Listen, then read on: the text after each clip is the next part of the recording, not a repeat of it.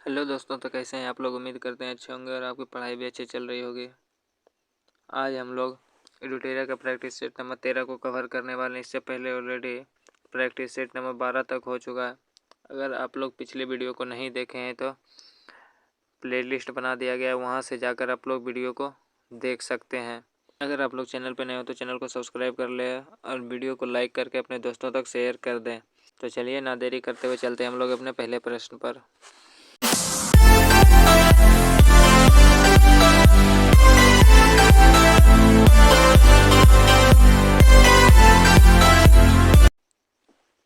तो हमारा पहला प्रश्न, निम्नलिखित में से कौन सदिश राशि है। निम्नलिखित में से कौन एक सदिश राशि है। तो चाल प्रवणता एक सदिश राशि है। चाल प्रवणता एक सदिश राशि, ऑप्शन बी। अगला क्वेश्चन है हमारा, प्रकाश संश्लेषण के माध्यम से कुल स्थिरीकृत कार्बन डाइऑक्साइड का लगभग आधा भाग पृथ्वी कौन स्वीकृत करता है। प्रकाश संश्लेषण के माध्यम से कुल स्थिरीकृत कार्बन डाइऑक्साइड का लगभग आधा भाग पृथ्वी पर कौन स्थिरीकृत करता है। तो वो करता है कौन, शैवाल। शैवाल, ऑप्शन सी हो जाएगा सही आंसर। अगला क्वेश्चन है हमारा, रक्त शर्करा को नियंत्रण करने के लिए इंसुलिन का स्रावन निम्नलिखित में से किस ग्रंथि द्वारा होता है। रक्त शर्करा को नियंत्रित करने के लिए इंसुलिन का स्रावन निम्नलिखित में से किस ग्रंथि द्वारा होता है। तो होता है अग्न्याशय द्वारा। अग्न्याशय द्वारा। अगला क्वेश्चन है हमारा, निम्नलिखित में से कौन सा डीएनए में नहीं पाया जाता है। निम्नलिखित में से कौन डीएनए में नहीं पाया जाता है। तो यूरेसिल। यूरेसिल डीएनए में नहीं पाया जाता है। यूरेसिल किस में पाया जाता है। तो वो आरएनए में पाया जाता है। अगला है हमारा, इनमें से किसकी उपस्थिति के कारण मानव रक्त का रंग लाल होता है। इनमें से किसकी उपस्थिति के कारण मानव रक्त का रंग लाल होता है। तो वो हीमोग्लोबिन के कारण होता है।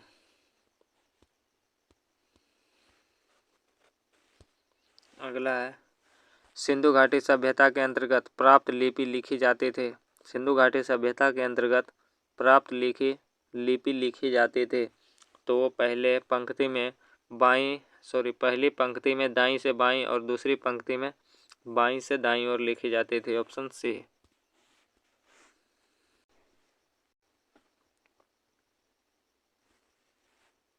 अगला क्वेश्चन है हमारा, प्रथम बौद्ध संगति के अध्यक्ष कौन थे। प्रथम बौद्ध संगति के अध्यक्ष कौन थे। तो वो थे महाकाश्यप। कौन थे, महाकाश्यप। अगला क्वेश्चन है हमारा,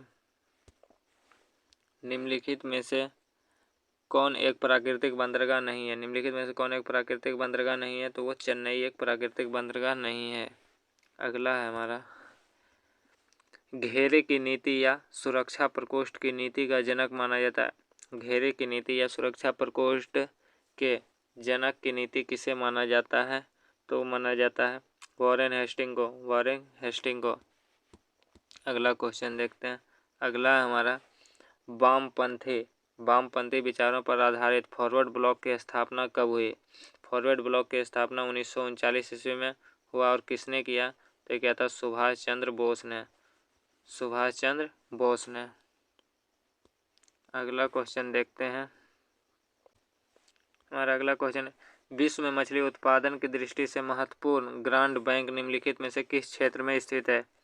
विश्व में मछली उत्पादन की दृष्टि से महत्वपूर्ण ग्रांड बैंक निम्नलिखित में से किस क्षेत्र में उपस्थित है। तो वह है अटलांटिक महासागर का उत्तरी पश्चिमी क्षेत्र में। अटलांटिक महासागर का उत्तरी पश्चिमी क्षेत्र में। अगला है हमारा, सूची 1 को सूची 2 से सही सुमेलित करें। सूची 1 को सूची 2 से सही सुमेलित करें। शीतोष्ण घास का मैदान है और देश, कौन से देश में कौन सा घास का मैदान पाया जाता है उसको मिलान करना है।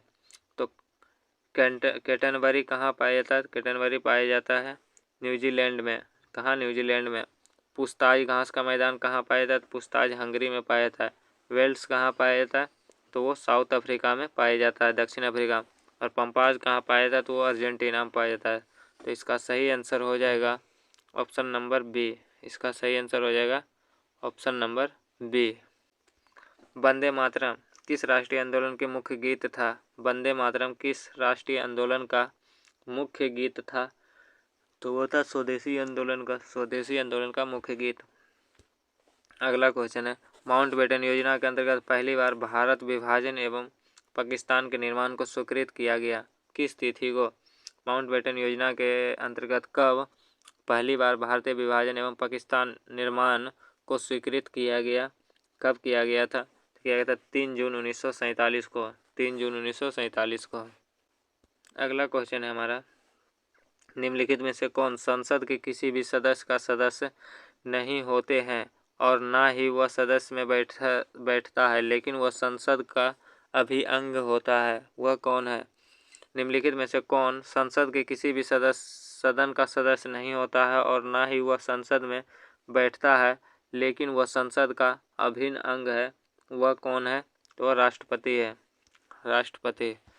अगला क्वेश्चन है हमारा, संविधान सभा का चुनाव निम्नलिखित में से किस आधार पर होता है? संविधान सभा का चुनाव निम्नलिखित में से किस आधार पर होता है? तो वो वयस्क आधार पर होता है, वयस्क मताधिकार पर होता है।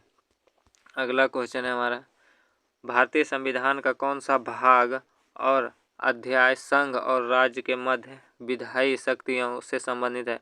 भारतीय संविधान का कौन सा भाग और अध्याय संघ और राज्य के मध्य विधायी संबंधों से संबंधित है? तो वह है भाग 11 और अध्याय 1। भाग 11 और अध्याय 1। अगला क्वेश्चन देखते हैं।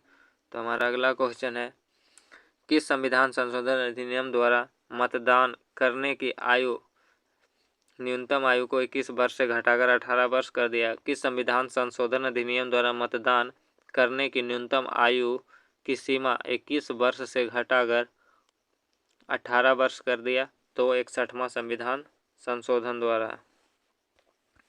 अगला क्वेश्चन है हमारा, नील आंदोलन का जमकर समर्थन करने वाला हिंदू पैट्रियट के संपादक कौन थे?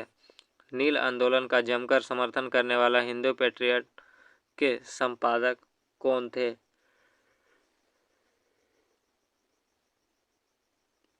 तो वो थे हरिश्चंद्र मुखर्जी। अगला क्वेश्चन है हमारा, निम्नलिखित में से किसने हिंदी भाषा को भारत की राष्ट्रभाषा के रूप में स्वीकृत वो पहली बार स्वराज शब्द का प्रयोग किया?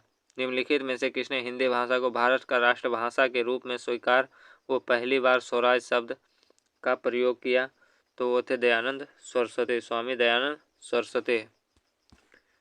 अगला हमारा, श्रम गहन उद्योग कहाँ है? श्रम गहन उद्योग कहाँ है? तो वो है अधिक श्रमिकों की आवश्यकता होती है, उसमें अधिक श्रमिकों की आवश्यकता होती है। अगला हमारा, निर्धनता का दुष्चक्र की अवधारणा किसके द्वारा दी गई थी? निर्धनता के दुष्चक्र की अवधारणा किसके द्वारा दी गई थी? तो वो रेनगर नर्कसे द्वारा दिया गया था। अगला है, वेदत्रय कहा जाता है। तो कौन कौन वेद को वेदत्रय में शामिल किया गया है? तो इसका सही आंसर हो जाएगा ऋग्वेद, सामवेद और आयुर्वेद। ऑप्शन सी, ऋग्वेद, सामवेद और आयुर्वेद वेदत्रय का भाग है। अगला क्वेश्चन है, डैश मुद्रास्फीति तथा बेरोजगारी के संबंध को दर्शाता है? डैश मुद्रास्फीति तथा बेरोजगारी के संबंध को दर्शाता है?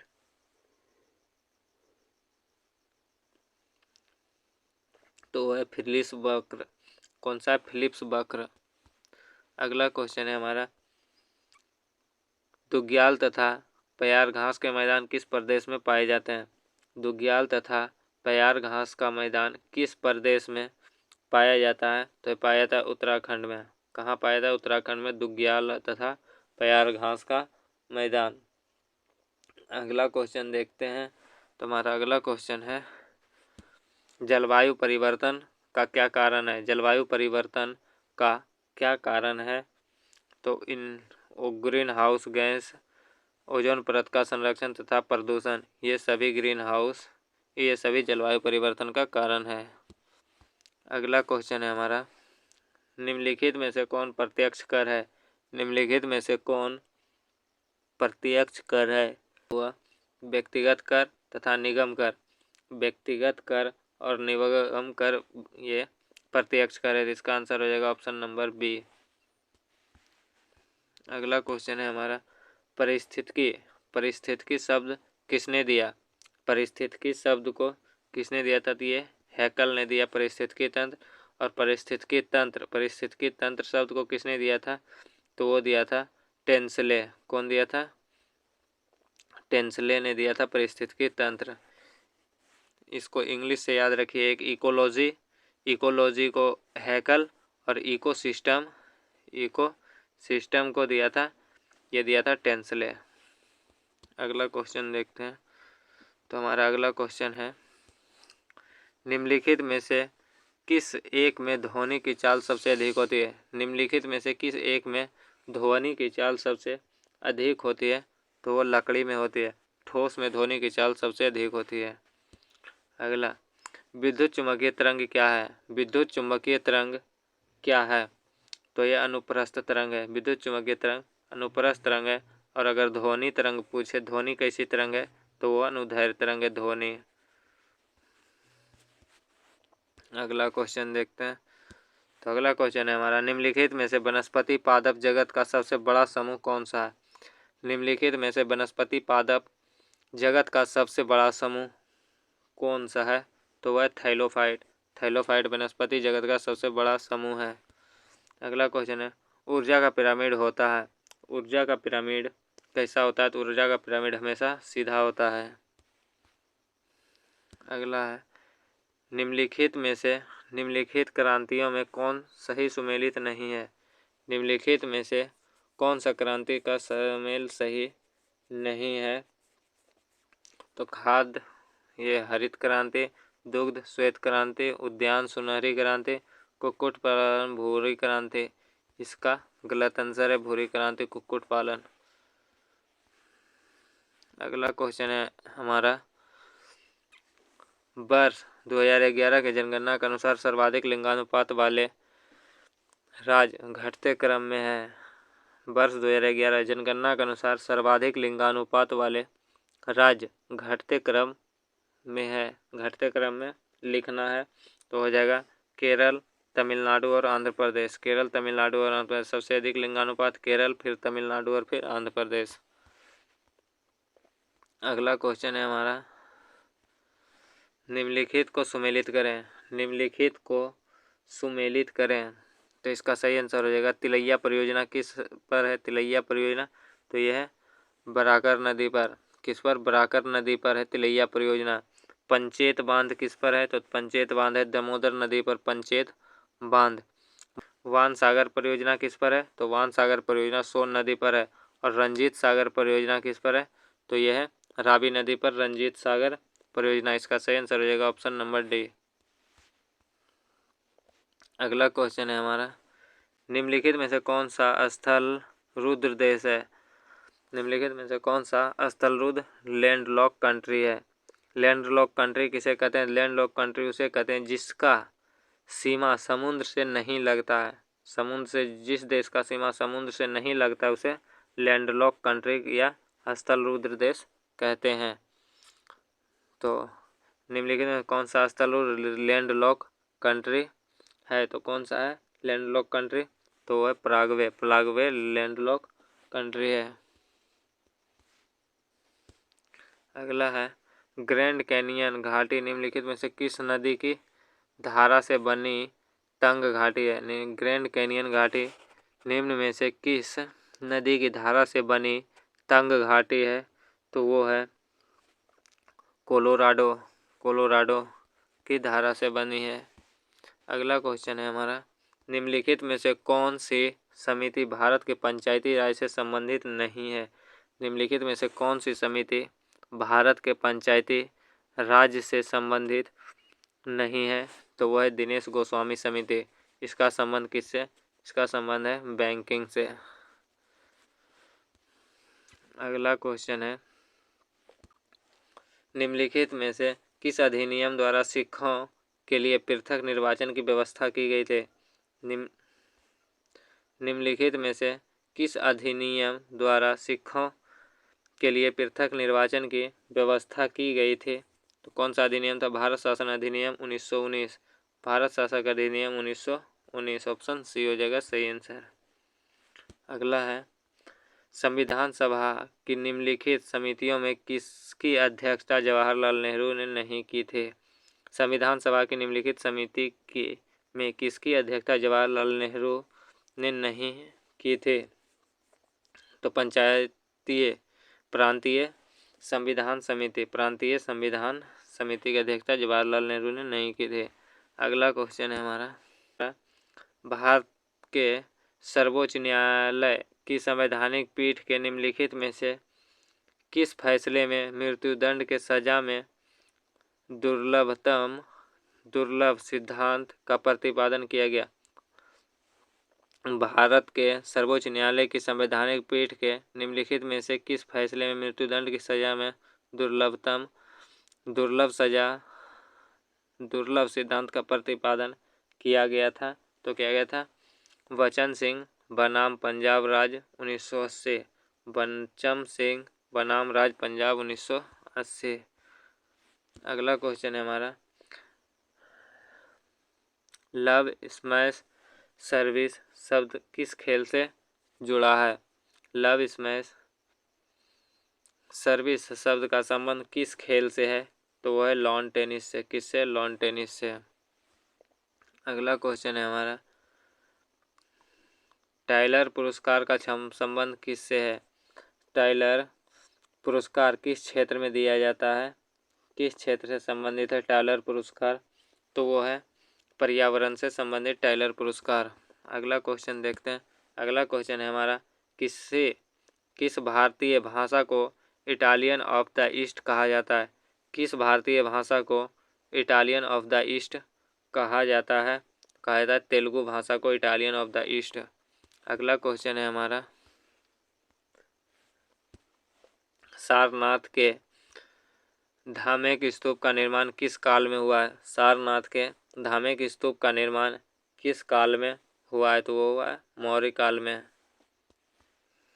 अगला क्वेश्चन है हमारा, चंद्रगुप्त की बंगाल पर विजय किस अभिलेख से संबंधित है? चंद्रगुप्त की बंगाल पर विजय किस अभिलेख से संबंधित है? तो वह है महास्थाना अभिलेख से। महास्थाना अभिलेख से। अगला क्वेश्चन है, चोल एक तमिल राजवंश है जिसकी राजकीय चिन्ह क्या था? चोल एक तमिल राजवंश है जिसका राजकीय चिन्ह क्या था? तो इसका राजकीय चिन्ह क्या था? तो वो था बाघ। बाघ था चोल का राजकीय चिन्ह। अगला क्वेश्चन है हमारा, तो अगला क्वेश्चन है, एलोरा की गुफाओं का संबंध किस धर्म से रहा है? एलोरा की गुफाओं का संबंध किस धर्म से रहा है? तो वो है बौद्ध, जैन तथा हिंदू। तीनों धर्म से संबंधित रहा है। तो 1, 2, 3 तीनों सही है। अगला क्वेश्चन है हमारा, गांधी के नाम से पहले महात्मा जोड़ा गया था। गांधी के नाम से पहले महात्मा जोड़ा गया था। तो ये कब जोड़ा था? तो ये चंपारण सत्याग्रह में जोड़ा था। बिहार चंपारण सत्याग्रह कब हुआ था? 1917 में। और इसी के दौरान महात्मा गांधी को महात्मा की उपाधि दी गई थी।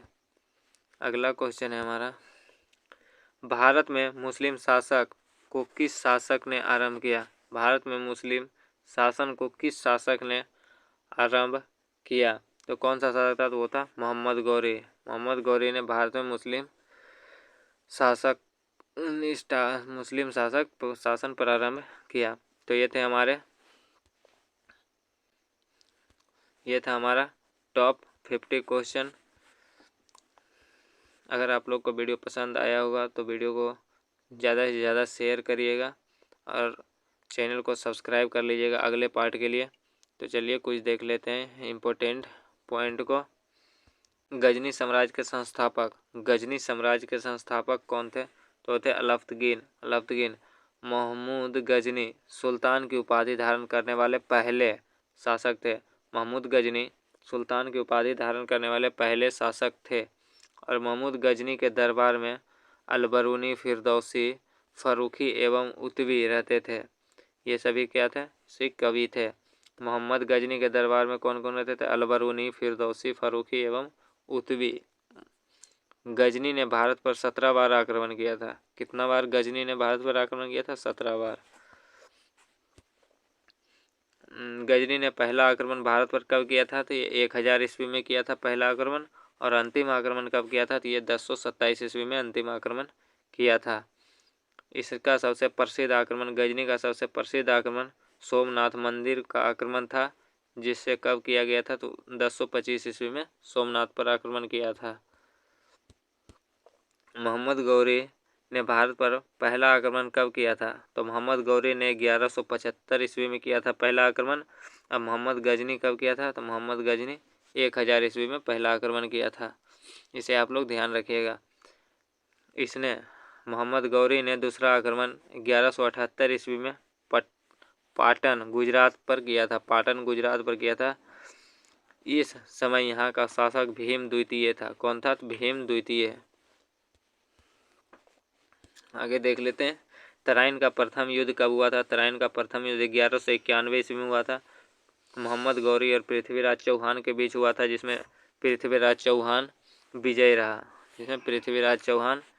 रहा। था।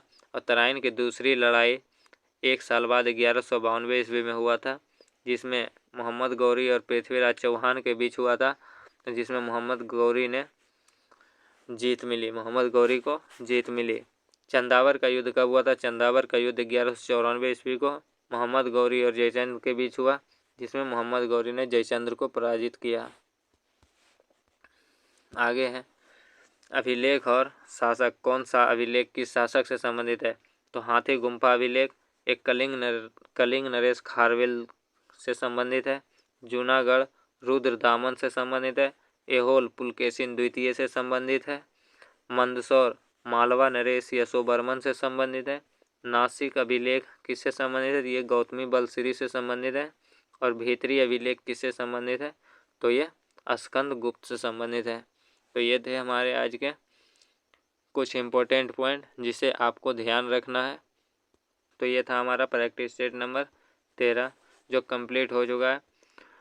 अगला प्रैक्टिस सेट नंबर 14 इसी चैनल पर मिलेगा, इसलिए आप लोग ज़्यादा से ज़्यादा शेयर करिए और चैनल को सब्सक्राइब करके रखिए, ताकि जब भी वीडियो आए तो सबसे पहले नोटिफिकेशन आपके पास पहुंच जाए।